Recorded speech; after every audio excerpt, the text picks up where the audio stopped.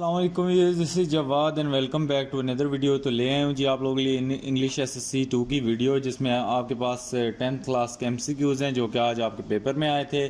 तो उम्मीद है कि आपका पेपर बहुत बहुत अच्छा हुआ होगा। और चलिए एमसीक्यूज़ को डिस्कस करते हैं। अगर आप चैनल पर न्यू हैं तो लाजमी सब्सक्राइब कर लीजिएगा यूट्यूब चैनल को और नोटिफिकेशन को भी ऑन कीजिएगा।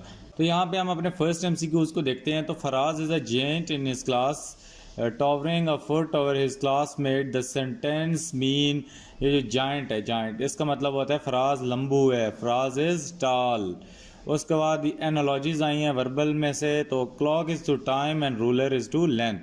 क्लॉक घड़ी से हम टाइम देखते हैं और फुटे से क्या किसी चीज़ की लंबाई नापते हैं।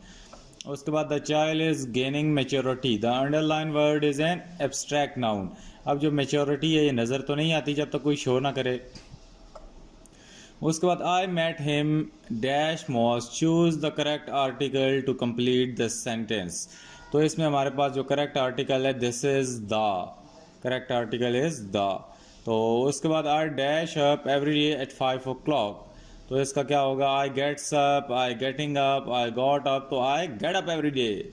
The answer is correct option is get. उसके बाद 6 नंबर पे हम आए तो the young boy dash the car rashly yesterday, choose the different correct form of the verb to complete the sentence.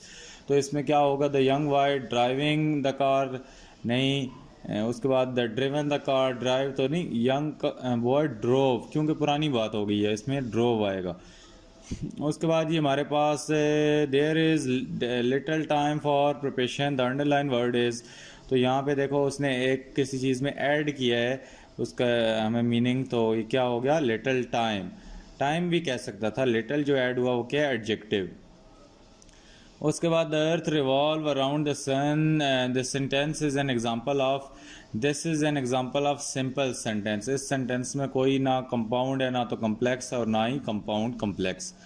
उसके बाद अलास, आगे एक्सक्लेमेशन मार्क आ गया तो यहाँ पे एक्सक्लेमेटरी हो गया। What a kind of sentence is an example of, this is an exclamatory sentence and these MCQs are very very very easy। 10th class में इस लेवल के MCQs अगर ये दे रहे हैं तो this is very easy। उसके बाद she seldom asks me to help her, which type of adverb is used in given sentences। both adverb of frequency and time options are correct। तो इसमें हमारे पास सेल्डम का मतलब होता है कभी कभार। तो इससे ये जाहिर हुआ कि यहाँ पे हमारे पास जो है time is correct option, definitely there is no doubt in that. और उसके बाद इसमें फ्रिक्वेंसी भी, शिद्दत भी इस्तेमाल हो रही है, तो definitely the both of the options are correct. उसके बाद ऑप्शन नंबर 11 में the cat jump dash the chair, choose the correct preposition to complete the sentence. तो जम्प्ड ऑफ द चेयर होगा, जम्प्ड अबाउट तो हो ही नहीं सकता, जम्प थ्रू द चेयर भी नहीं है, बीनीथ अब नीचे तो नहीं जंप कर सकती ना अचानक से, ऑफ द चेयर कुर्सी के ऊपर से छलांग लगाई। उसके बाद she dash studying in the English before she came to Pakistan, choose the correct form of the verb to complete the sentence. तो यहाँ पे इस भी हमारे पास नहीं हो सकता, she is studying in the England, तो कर रही थी ना, और बिफोर शी पहले, तो अभी तो नहीं कर रही इसलिए इस भी नहीं है। विल बी फ्यूचर तो नहीं जा रहा, यहाँ पे कौन सा फ्यूचर है, अभी तो वो पाकिस्तान आ चुकी है पढ़ के। हैव भी नहीं हो सकता, she have studying in England, तो क्या होगा, she had been studying in England. तो उसके बाद correct form the verb had been होगी। उसके बाद she has done the exercise, which tense has been used in the given sentence. तो इसमें है जी शी हैड डन, तो पास्ट की बात हो रही है, उसने एक्सरसाइज कर ली, कर तो नहीं रही, प्रेजेंट तो हो ही नहीं सकता, पास्ट सिंपल पास्ट भी नहीं है, तो क्या है, पास्ट परफेक्ट, जिसमें हैड आपका यूज़ होता है। उसके बाद कॉन्टीन्यूस नहीं है, इसमें ING कहीं भी नहीं यूज़ हुआ हुआ। After the trip I feel I am the dash boy on the earth, lucky no, luckier no, more lucky no, I am the luckiest boy on the earth, definitely.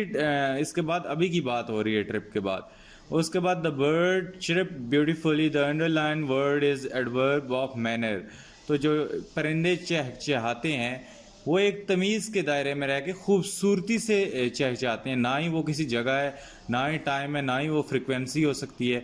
एक manner है उनका, एक disciplined manner में वो चहचहाते हैं, तो हमें उनकी चहचहाट से क्या होती है, चिढ़ नहीं होती। अगर वो इल मैनर्ड होते तो डेफिनेटली हम उनकी परिंदों के चहचहाने को बुरा मानते, उनको एंजॉय नहीं करते, उससे हमें सुकून नहीं मिलता। तो उम्मीद है आपका जो इंग्लिश एसएससी 2 का पेपर हुआ होगा बहुत ही ज़बरदस्त पेपर हुआ होगा और आप लोग बहुत खुश होंगे। Subjective was so easy and it was a great paper in comparison to the past papers. So I hope you and I wish you best of luck for Urdu's paper, and you have a lot of days to prepare yourself, and I will be always there to help you. Allah Hafiz, take care.